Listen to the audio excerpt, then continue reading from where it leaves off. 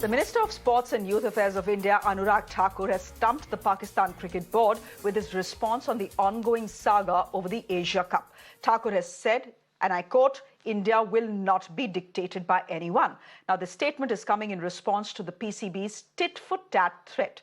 They have indicated that Pakistan will not be participating in the 2023 World Cup that is to be played in India if India does not travel to Pakistan to play the Asia Cup. Now, Anurag Thakur has said that the final call on Team India's travel to Pakistan will be taken by the Home Ministry as there are security concerns involved. He has also said that India is in a position where it does not need to listen to anyone. He's added that all teams will be invited for the World Cup. Those who want to come can come, and those who don't want to can skip out. BCCI का विषय है, BCCI इस पर टिप्पणी करेगा। भारत तो खेलों की एक ऐसी भूमि है जहां एक नहीं कई विश्व कप का आयोजन किया गया।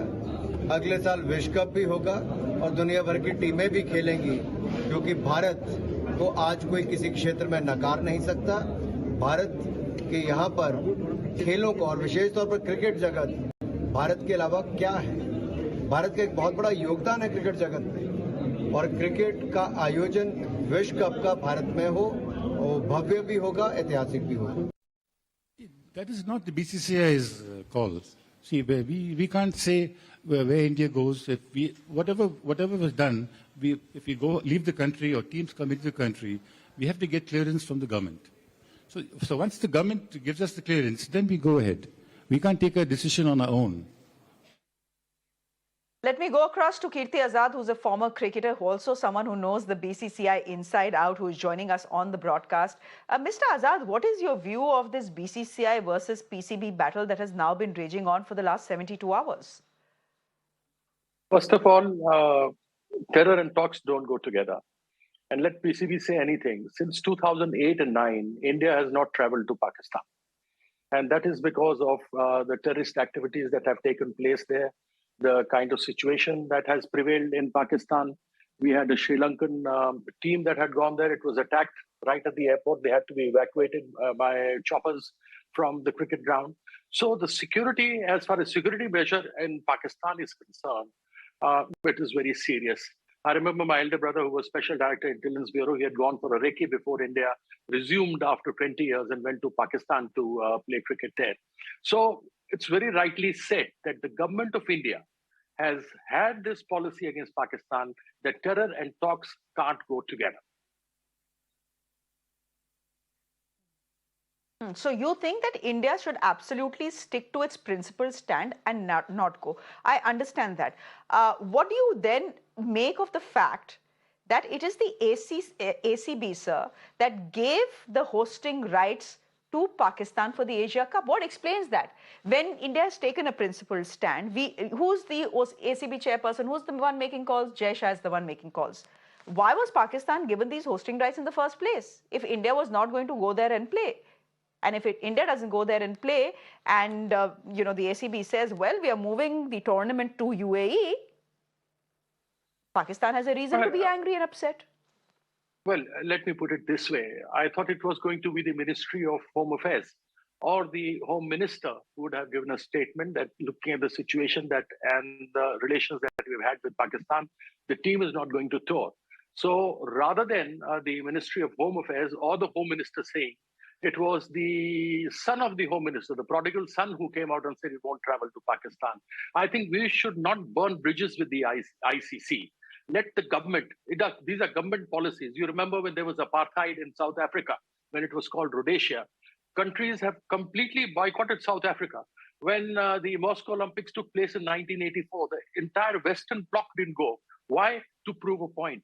So certain points that have to be proven as far as Pakistan is concerned. You've seen how Hafiz Saeed has been blocked by China along with Pakistan when US and India wanted him to be considered as an international crook or a terrorist.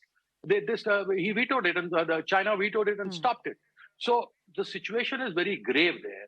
And rather than the chairman of the ACB coming out and blabbering out his mouth, it should be taken very seriously, not burning bridges with the ICC.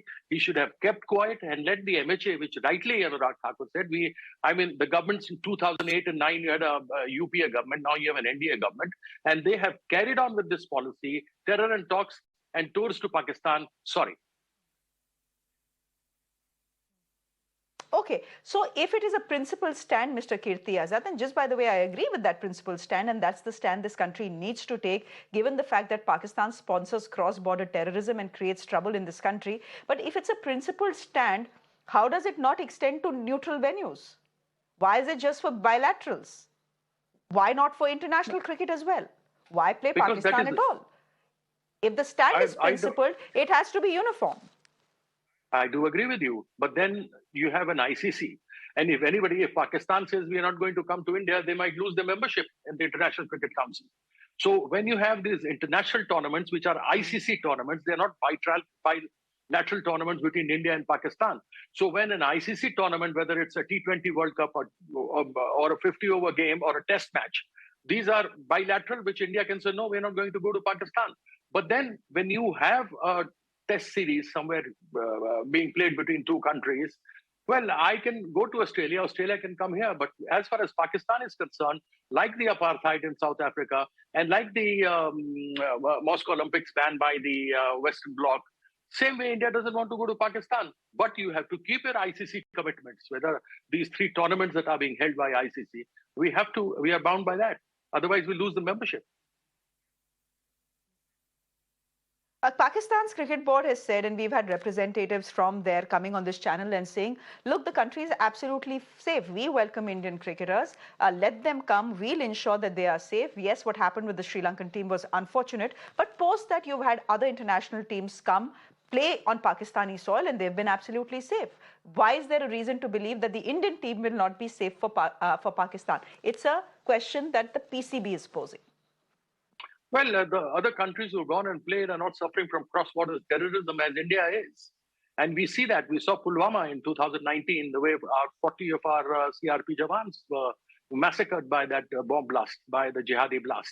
And otherwise, too, we have been seeing terrorists the way they've been working around and killing labours and Kashmiri Pandits and others in Jammu and Kashmir. So you obviously know that they have been promoting terrorism in Jammu and Kashmir. So looking at that, India doesn't want to have any relation with them. I mean, England doesn't have a cross-border terrorism problem with them. United States of America had. They came in to Abbottabad with their Navy SEALs, got Osama, took him from there. So that's about it. Okay, so my last question to you is this, discounting the bombast that the PCB is showing right now, saying, oh, if India doesn't travel for the Asia Cup to Pakistan, then Pakistan will not travel to India for the World Cup in 2023. My question to you is, can the Pakistan Cricket Board, completely bankrupt, really afford to pull out of the World Cup? Well, they're most welcome to do that.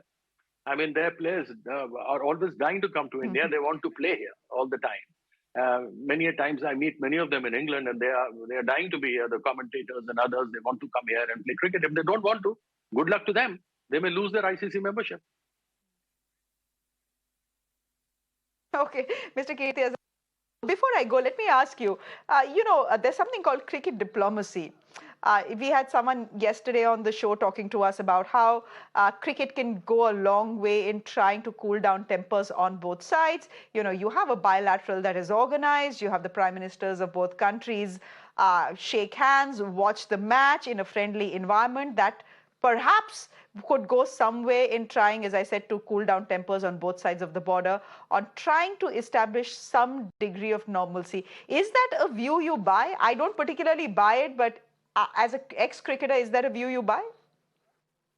Well, as far as political establishment is concerned in Pakistan, especially the army, man-to-man people are very good. And we did that for so many years.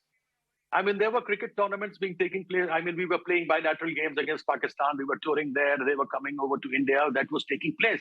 And yet terrorism carried on. So as far as man-to-man is concerned, there's nothing wrong with it. But then a strong message must go from the government, must go from India, that we are not going to play with you if you're going to carry on with terror. Because I know I have known personally very good friends in Pakistan. And when we go on neutral venues, we meet, we sit together, we have a drink together, we have dinner together. But when it comes to the army in Pakistan, the way they promote terrorism back home in India is something that has to be taken seriously. So man-to-man has been tried. It doesn't matter to the army, it doesn't matter to the Pakistan government as to what is happening man-to-man or whether cricket tournament is taking place or not. There was a bilateral thing when Kumble, if you remember, got 10 wickets here in Delhi. And you were having a Kargil. So when Musharraf, the dictator, was there. True. So we had gone there, they had come here, Kumble took 10 wickets, and then you had a Kargil. So these things have happened even while we have had man-to-man exchanges, we have had these cricket tournaments, we've had various other exchanges, cultural exchanges. All right, we'll leave it there. Always good to have you on the show and always a pleasure, Mr. Thank you. Kirti Azaad, Thank to you, speak Shreya. to you. Thank you for joining us here on Mirror Nap. Thank you very much indeed.